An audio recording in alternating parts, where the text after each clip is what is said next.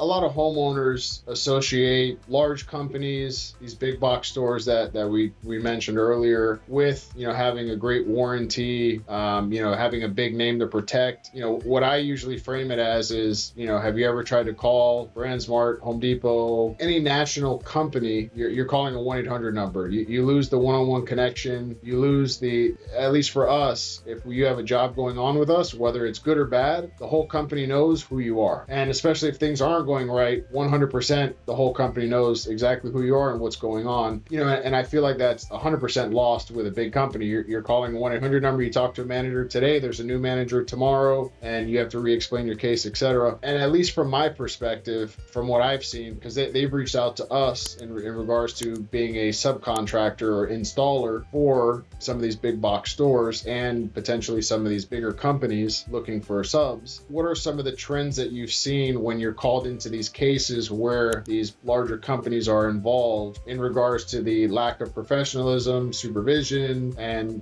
code compliance? Do you have anything in that regard? Yeah, in a few cases I've been called in and found out that it was a big box store who wound up selling the windows and an installation package. And my only conclusion is that the big box store must have thought at first this was a good idea. They had a good installer, and then possibly things got very successful, but they were unable to fulfill that quality with the labor side. And just, every example of a mistake that could be made was found at this one, the first home I was at, actually, with the big box window installation, with the counterfeit screws, the windows not being installed level or plumb, the gaps between the frames of the windows and the exterior wall. That was one of the cases, I believe, where an attorney that had asked me to go down and take a look. That's, I think, probably 4 or 5 years ago. That is actually part of the reason that I know you and we're on this podcast together, this recording together, is Peter, the attorney, actually reached out to me to see if I want to get involved in finding out what it would cost to replace the windows. And that was, I had access to your report and I read it, and I was impressed by how detailed that was and the level. And you know what, it's a lot of contractors, a lot of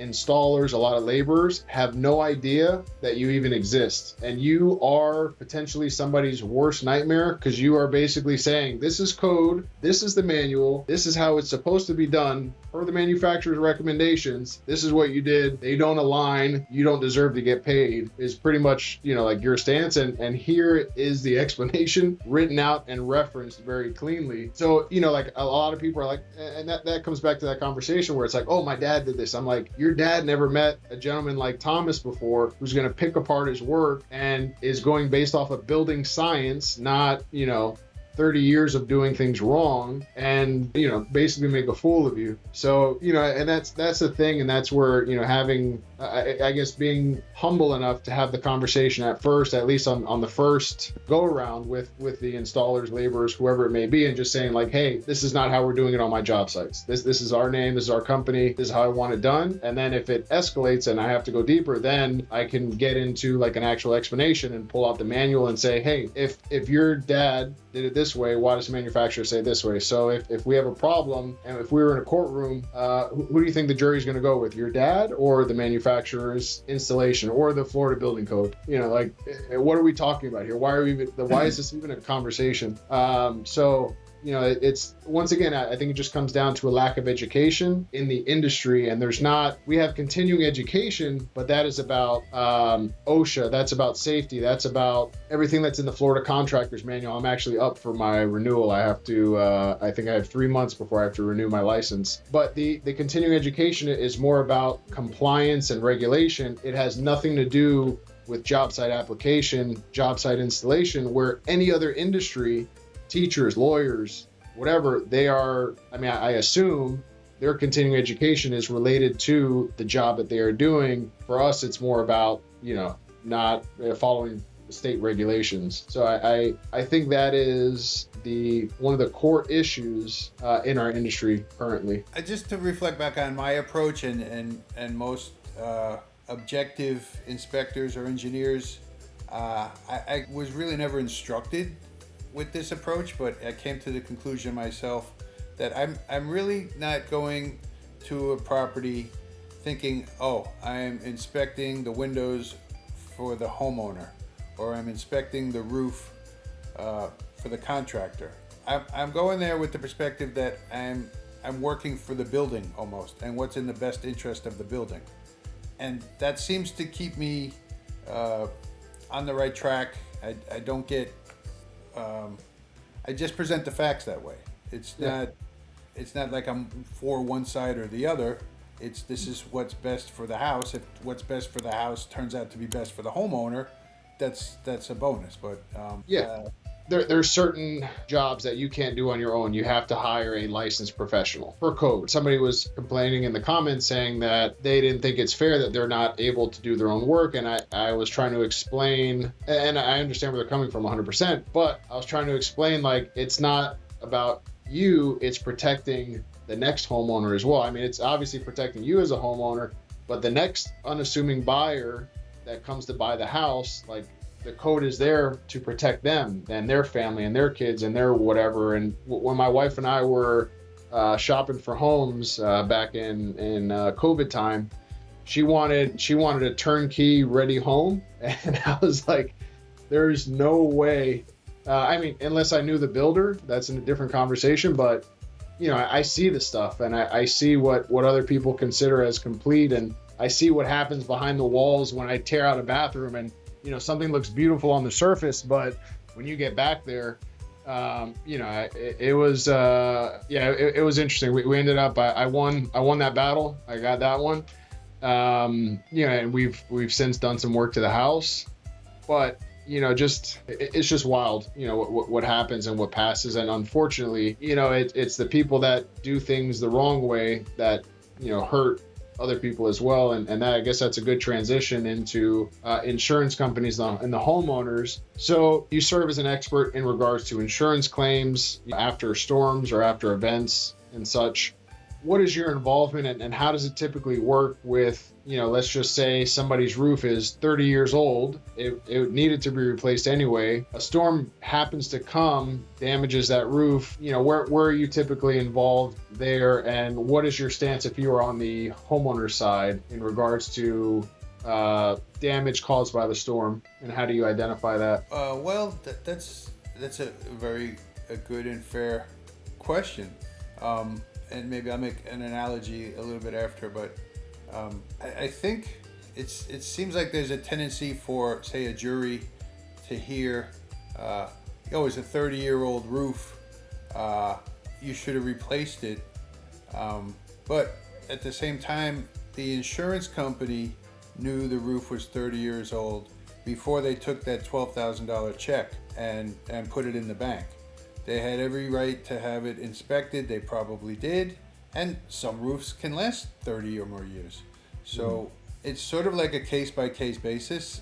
If I go and find, you know, 9 different repairs on the roof that appear to be of different time frames in the past, I'll go back to the attorney who hired me and said, this roof has been leaking, you know, for years. It should have been replaced years ago.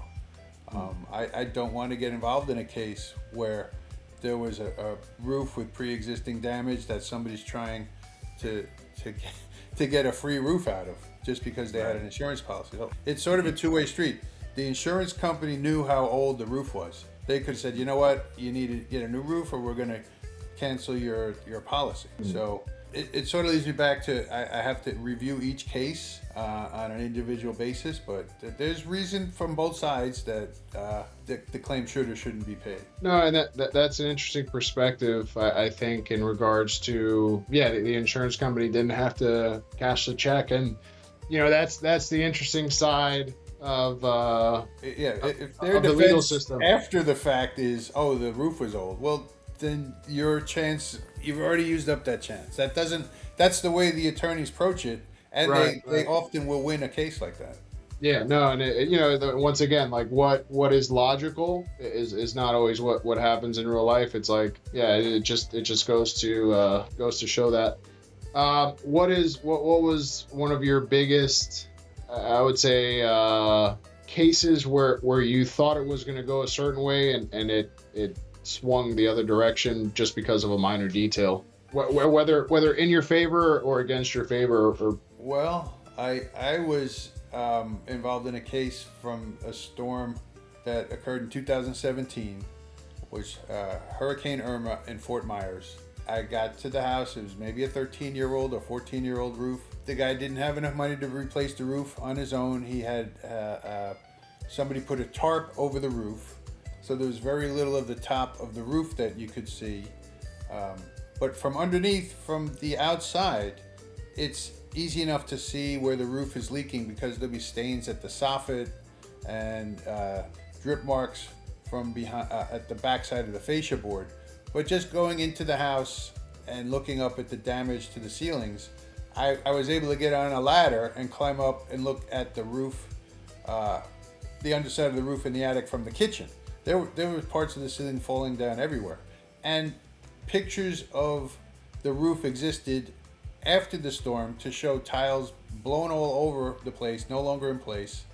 And the jury went with the insurance company on this roof because they said, oh, the roof had a tarp on it when I was there. I couldn't have possibly known the extent of the damage, which I was really surprised that's what, credit to the other attorney, he convinced them. But there was no doubt in my mind that all of the damage from the photographs I reviewed and from being at the property, when you get in and you see the stains in the attic and the degree of wood decay and damage at every location appears to be exactly the same age.